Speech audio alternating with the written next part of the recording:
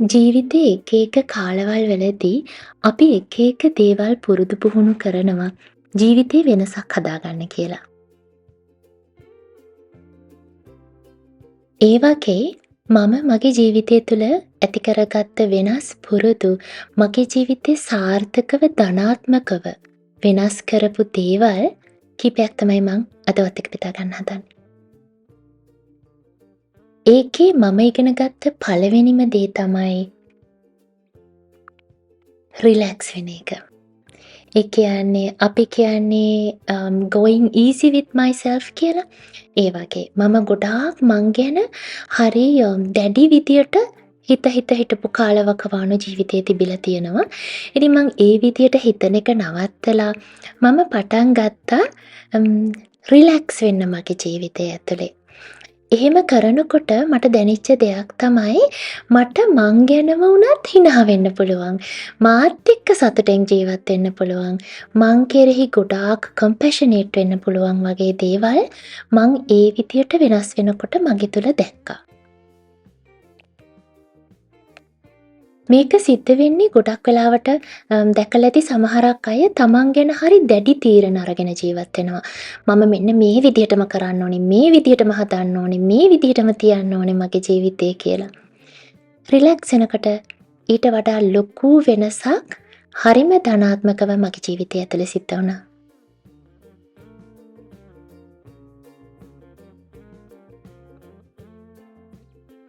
ඊළඟට දෙවැනි එක තමයි මං වෙනස් කරගත්ත ජීවිතය ඇතුලේ not being jealous and not comparing myself with others.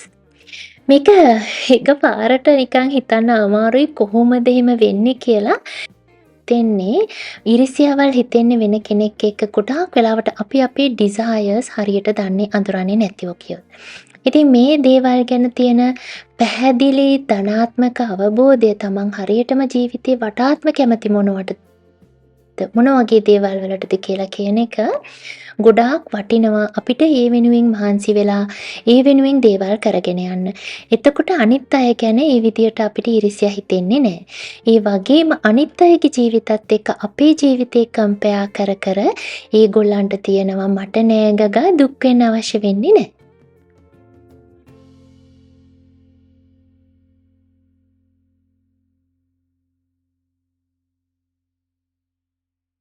ඊළඟට මම පුරුදු කරගත්ත තුන්වෙනි හැබිට් එක තමයි මට තියෙන පොසිටිව් රිලේෂන්ෂිප්ස් හරිම ආදරෙන් රැක බලා ගන්න එක. මම මේක වීඩියෝස් කීපෙකම කතා කරා. මට ගොඩාක්ම වැදගත් අය කවුද කියලා මට තේරෙන්න පටන් ගත්තා. මම ඉස්සර හිතුවේ ගොඩාක් පිරිස ආශ්‍රය කරන එක වටේ යාළුවෝ ගොඩක් ඉන්න එක තමයි හොඳම දේ කියලා.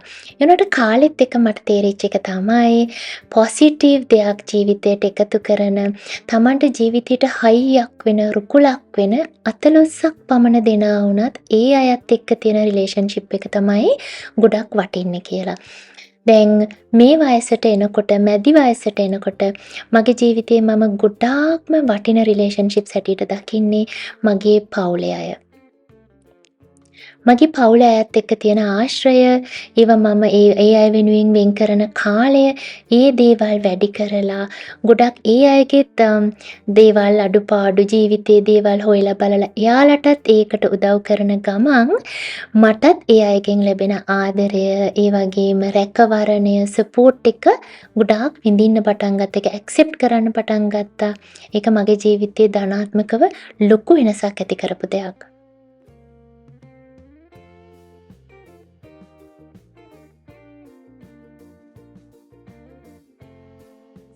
මේකට හේතු වෙන තව දෙයක් තියෙනවා. ඒ හැමෝටම මේ විදිහට අමාරුයි. සමහරක් අය පවුල්වල ගොඩක් එක එක ආකාරවලින් ඇබියුස් වෙනවා. ඉතින් ඒ අයට සමහරක් වෙලාවට මේ ටිප් එක හරියටම ගැලපෙන්නේ නැති වෙන්න පුළුවන්.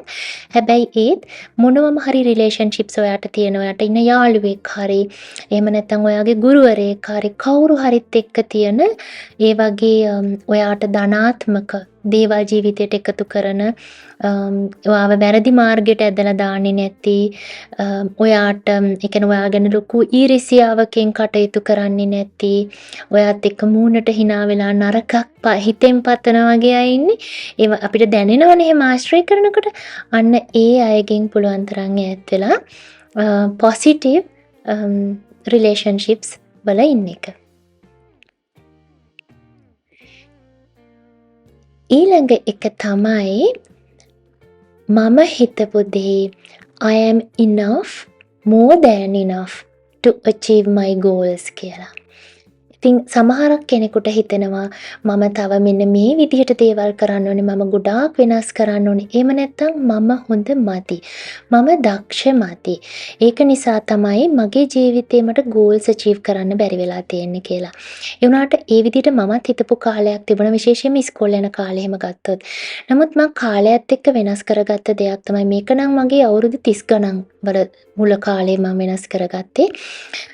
ඒ වෙනස් කරගත්ත දේ තමයි මම දන්න දේ, එහෙම නැත්නම් මගේ පෙනුම, මගේ විදිය, මේ හැම දෙයක්ම හොඳටම ඇති මට මගේ ජීවිතේ ගෝල්ස් වලට යන්න. මේ විදියට හිතනකොට ඔයාට ලැබෙන බෙනිෆිට්ස් තමයි, ඒ විදිහට හිතන කෙනෙකුට ජීවිතේ ගොඩාක් දොරවල් ඇරෙනවා. ඒ මොකද එයාගේ තියෙන පොසිටිව් වයිබ් එකටම එයාට ගොඩාක් දේවල් පේනවා. මට මෙහෙම කරන්න පුළුවන්, මට මේ වගේ දෙයක් කරන්න පුළුවන් වගේ දේවල්. ඊළඟට එයා හැපීලි තමයි මේ දේවල් වලට උත්සාහ කරන්නේ. අර මූණවල් බෙරි කරගෙන අසතුටෙන් එහෙම නෙවෙයි. ඊළඟට එයාට හම්බ වෙන එක තමයි, එයා අර දැන් සමහරක් අය තමන් I am not enough කියලා කියන මයින්ඩ්සෙට් එකෙන් තමන්ගේ ජීවිතයේ දේවල් ගොඩනගා ගන්න, ළඟා කරගන්න උත්සාහ කරනකොට ඒගොල්ලන් ඉන්නේ sense of inadequacy කියලා අපි ඒකට කියනවා. ඒ කියන්නේ අර මදි මම මදි අර ඒ වගේ තමන්ව පහලට දාගත්ත මෙන්ටැලිටි එකක ඉන්නේ. ඊට වැඩිය තමන් ඇති, තමන් හොඳටම හොඳයි, තමන් ගැළපෙනවා කියලා හිතන කෙනෙක්ගේ තියෙනවා හොඳ ඕපන් මයින්ඩඩ් ගතියක්. චුට්ට අටිය තමන්ගේ ජීවිතේ තමන්ට ඕනේ දේවල් අචීව් කරගෙන ඉස්සරහට යන්න.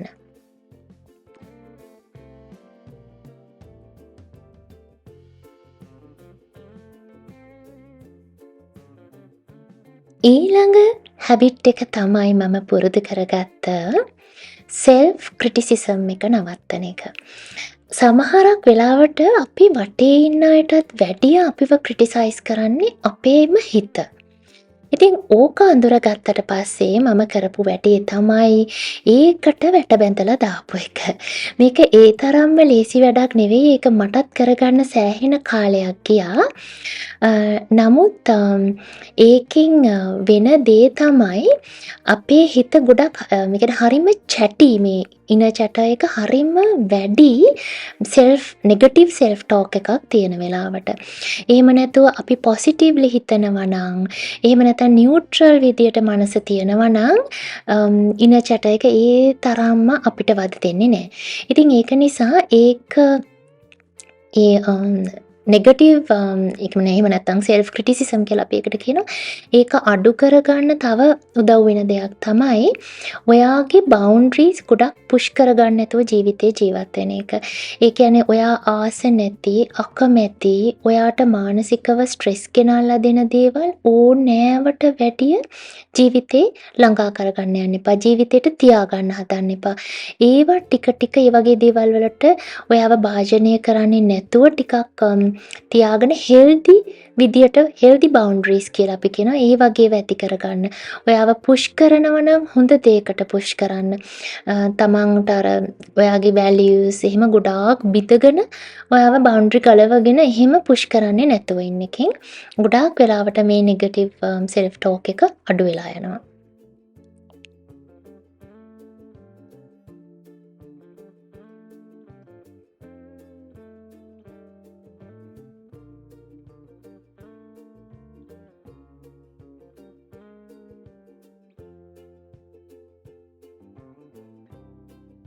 ඊළඟට මම ඇති කරගත්ත අනිත් හැබිට් එක තමයි not seeking validation from others. කාලයක් තිබුණා මම මොනවා හරි දෙයක් කරොත් මම බලාපොරොත්තු වෙනවා ඒක අනිත් අය අගය කරයි, ඒක ගැන කතා කරයි, ඒ වගේ දේවල්. ඒකෙන් තමයි මම මෝටිවේට් වෙන්න බලාගෙන හිටියේ. ඉතින් ඊට පස්සේ නමුත් දැකලා ඇති අපිට එහෙම හැම තිස්සෙම සමාජයෙන් ඒ විදිය දේවල් හම්බ වෙන්නේ නැහැ. ඉතින් එතකොට අපේ ජීවිතේ මොටිවේෂන් එක බැහැලා යනවා. ඉතින් එතකොට අපේ ජීවිතේ සමහරකට එක තැන නතර වෙලා තියෙනවා. අපි සෙකන්ඩ් ගෙස් කරනවා. ඒ කියන්නේ අපි කරන දේ හරිද, කරපු දේ හරිද, වැරදිද? මෙන්න මේ විදියට. ඉතින් ඒක නිසා මම එක්ස්ටර්නල් වැලිඩේෂන් එක හොයන එක නවත්තලා මමම මාව අගය කරන්න පටන් ගත්තා.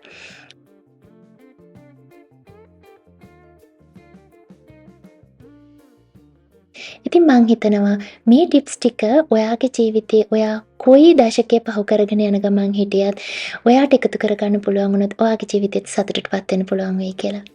ආයෙත් ඉක්මනින් හම්බෙමු. සුබ දවසක්.